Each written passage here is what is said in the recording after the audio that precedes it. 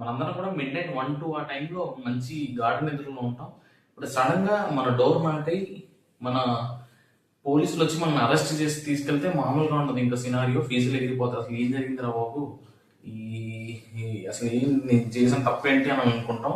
And ఇదే విధంగా ఒక దేశ అధ్యక్షుడిని తన పడక గదిలో నుంచి తన పార్ట్నర్తో పాటు అరెస్ట్ చేసి తన బందీగా ఒక దేశానికి తీసుకెళ్లారు. ఏంటి నచ్చి నువ్వు ఏమన్నా సినిమా చూసొచ్చావా, సినిమా స్టోరీ ఏమన్నా చెప్తున్నావా, మాకు స్క్రిప్టెడ్ స్టోరీ అని కాదు, ఇది మాత్రం నిజంగా జరిగిన స్టోరీ. నేను ముందుగా మీకు ఈ స్టోరీ గురించి ఎక్స్ప్లెయిన్ చేస్తాను. అండ్ ఇది ఒక ఆపరేషన్, ఒక దేశం ఇంకో దేశం మీద జరిపిన ఒక చిన్న ఆపరేషన్. ఇంకా 2026లో ప్రపంచం అంతమవుతుందని నేను ఏదో జోక్గా అనుకుంటే, మాత్రం ఇలాంటి సినారియోలు చూసినప్పుడు మాత్రం ఇంకా వరల్డ్ వార్ అంటే 3వ ప్రపంచ యుద్ధం అనేది ఈ సంవత్సరంలో కంపల్సరీ జరగవచ్చు అని నేను మాత్రం అనుకుంటున్నాను. ఇంకా మీరేమనుకుంటున్నారో కామెంట్ బాక్స్ లో కామెంట్ చేయండి. వెనిజులా దేశంపై అమెరికా ఒక మెరుపు దాడి చేసి ఆ దేశ అధ్యక్షుడైన నికోలస్ మదురైని అరెస్ట్ చేసి బందీగా వాళ్ళ దేశానికి తీసుకెళ్లారు. అసలు వెనిజులాలో జరిగిన ఈ రియల్ ఇన్సిడెంట్ గురించి మనం ఈ వీడియోలో డిస్కస్ చేద్దాం. అది రీసెంట్ గా నిన్ననే జరిగింది. అసలు మన ఈ వీడియోలో మొత్తం కంప్లీట్ గా డిస్కస్ చేద్దాం. హలో ఎవరివన్, ఐఎమ్ నసీర్ బాబా. మీరు అందరూ చూస్తున్నారు అన్ఫిల్టర్ బై నసీర్ ఛానల్. ప్రతిరోజు నా ఛానల్ ఇలాంటి ఇన్ఫర్మేటివ్ కంటెంట్ నేను అప్లోడ్ చేస్తూ ఉంటాను. మీరు కంపల్సరీ సబ్స్క్రైబ్ చేయండి, మీ ఫ్రెండ్స్ అండ్ ఫ్యామిలీ అందరికి షేర్ చేయండి. ఈ విషయానికి వస్తే, నిన్న ఏదైతే నైట్ 1 నుంచి 3:30 వరకు కేవలం ఒక 3-3.5 గంటల వరకు జరిగిన ఈ ఇంపార్టెంట్ థింగ్ గురించి మనం మాట్లాడుకుంటే, వెనిజులా అధ్యక్షుడైన నికోలస్ మదురైని ఈ అమెరికా వాళ్ళు బందీగా పట్టుకెళ్లారు. అసలు ఫస్ట్ మన నికోలస్ మదురై గురించి తెలుసుకున్నట్టయితే, అతను ఈ 2013 నుంచి ఇప్పుడు ప్రెసెంట్ 2026 వరకు కూడా ఆ దేశానికి అధ్యక్షుడుగా ఉన్నాడు. అతను 3 సార్లు ఆ అధ్యక్షుడుగా పనిచేశాడు. ఆయన అధ్యక్షులుగా ఉన్నప్పుడు కొన్ని నష్టాలు మాత్రం జరిగాయి. ఫ్యాక్ట్స్ గురించి మాట్లాడుకున్నట్టయితే, ఎకనామికల్ క్రైసిస్ వచ్చాయి, ద్రవ్యోల్బణం వచ్చింది, అంటే రేట్లు బాగా పెరిగిపోయి సామాన్య ప్రజలు ఏం కొనుక్కునే పరిస్థితులు లేదు.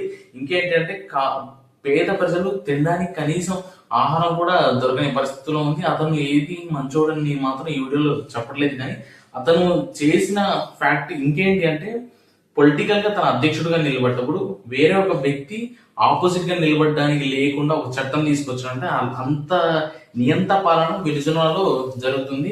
అండ్ అమెరికా ఎందుకు ఈ వెనిజులా మీద ఇంత కోపం అంటే, ఫస్ట్ వెనిజులా గురించి మాట్లాడుకున్నట్టయితే, నేను నైట్ అమెరికా యొక్క ఒక 50 నౌకలు 100 విమానాలు వెనిజులా రాజధాని అయిన కార్గస్ పైన మెరుపు దాడులు చేసి, వెనిజులా యొక్క అధ్యక్షుడు మదురైని, అతను మామూలుగా సైన్యంలో ఎయిర్ బేస్ లో ఉంటే అతన్ని బందీగా తీసుకొని బెడ్రూమ్ లో నిద్రిస్తా ఉంటే, తన వైఫ్ ని అండ్ తనని బందీగా తీసుకొని కళ్ళకి గంతలు కట్టుకొని చేతులకి ఈ హ్యాండ్ కప్స్ వేసుకొని తనని ఒక నౌకలో వీళ్ళు తీసుకెళ్లారు. ఈ వెనిజులా అనేది దక్షిణ అమెరికాకి చెందిన దేశం. అండ్ ఇక్కడ క్రూడ్ ఆయిల్, బంగారం, ఈ న్యాచురల్ గ్యాసెస్ అనేవి ఎక్కువగా ఉంటాయి. అండ్ ఈ అమెరికా కన్ను మొత్తం క్రూడ్ ఆయిల్ మీదనే ఉంది. ఇక్కడ సొమ్ము చేసుకుందాం అనే ఆశతో మాత్రమే అమెరికా ఉంది. ఈ డొనాల్డ్ ట్రంప్ ఆశావాది కాబట్టి, అతని నియంత అని ఫీల్ అవుతారు కాబట్టి, ఇంకా అతన్ని మనం పరాకాష్ట గురించి మన అందరికి తెలిసిందే.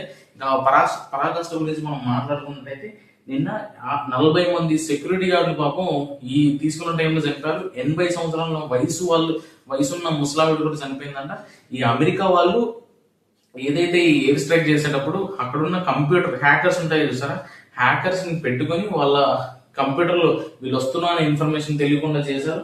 అలాగే వెనిజులా అధ్యక్షుని బంధించి కళ్ళకి గంతలు కట్టుకొని హ్యాండ్ కప్ వేసుకుని వెళ్ళారు. ఆ వెనిజులా నుండి అమెరికాలో భారీ మొత్తంలో డ్రగ్స్ వస్తున్నాయి. అండ్ చాలా మంది ఇమిగ్రేట్స్ వచ్చి ఇక్కడ బతుకుతున్నారు. ఈ డ్రగ్స్ మెయిన్ అంటే మనం ఒక నిజాన్ని దాచడానికి ఒక అబద్ధాన్ని ముందు తీసుకురావాలి కాబట్టి, ఇక్కడ డొనాల్డ్ ట్రంప్ ని మనం డిటి అని పేరు పెట్టుకుందాం. డిటి మీరు నా వీడియోలో మీరు చూసినట్టే డిటి అంటే మీకు డొనాల్డ్ ట్రంపే గుర్తు రావాలి. డిటి ఏం చేశాడంటే, డ్రగ్స్ వస్తున్నాయి అంటుండ్రు. అసలు డ్రగ్స్ కాదు, ఏం కాదు.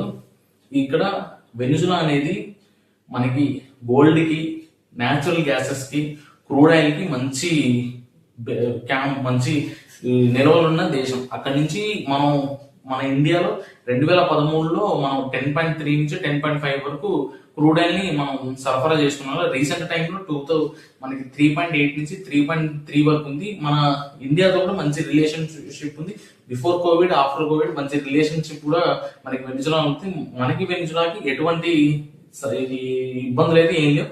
అమెరికాకి చాలా ఇబ్బందులు ఉన్నాయి. ఎందుకంటే వీళ్ళ ఐడియాలజీని ఒప్పుకోరు కాబట్టి ఐడియాలజీని ఒప్పుకున్న వాళ్ళంతా యాంటీగా ఉంటారు. కాబట్టి అమెరికా యాంటీ కంట్రీ ఏంటి అంటే వెనిజులాని కంపల్సరీ మనం లొంగ తీసుకోవాలి. అక్కడున్న క్రూడ్ ఆయిల్ ని మనం దక్కించుకోవాలి, అక్కడున్న గోల్డ్ ని మనం దక్కించుకోవాలి, అక్కడున్న న్యాచురల్ గ్యాసెస్ ని మనం తీసుకోవాలనే ఉద్దేశంతో మాత్రమే ఈ డిటి యొక్క నీచమైన ఆలోచనతో వెనిజులా అనే కంట్రీని వీళ్ళు బంధించారు.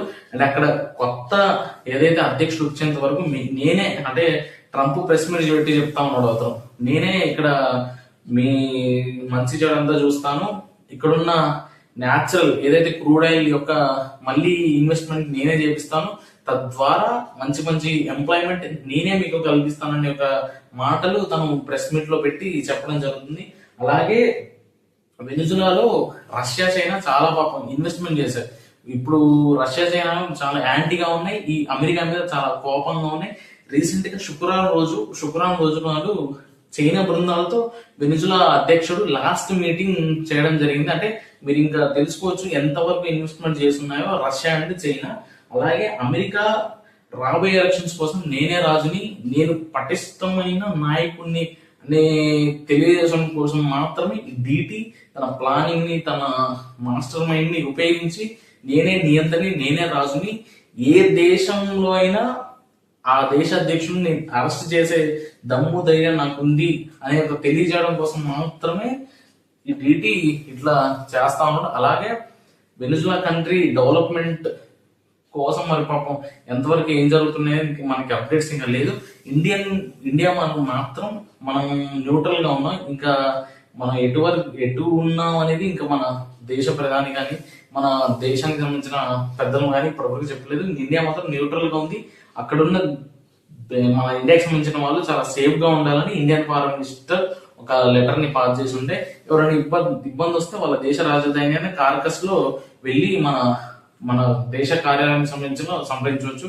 అలాగే ఈ ఏదైతే వీళ్ళని బందీగా చేసేటప్పుడు మాత్రం ఎలక్ట్రిసిటీ ఆఫ్ చేసి వాళ్ళని బంధించారంటే, మీకు అసలు వెనిజులాలో జరిగిన ఇన్సిడెంట్ ఏంటి, ఈ వెనిజులాకి సంబంధించిన ఇన్సిడెంట్ గురించి మీకు కంప్లీట్ గా అర్థమైంది అనుకుంటున్నాను. రేపటి వీడియోలో మళ్ళీ కలుద్దాం. నా వీడియో నచ్చితే లైక్ చేయండి, మీ ఫ్రెండ్స్ అండ్ ఫ్యామిలీ అందరికి షేర్ చేయండి, సబ్స్క్రైబ్ చేయండి. రేపటి వీడియోలో మళ్ళీ కలుద్దాం. Thank you, see you tomorrow, by.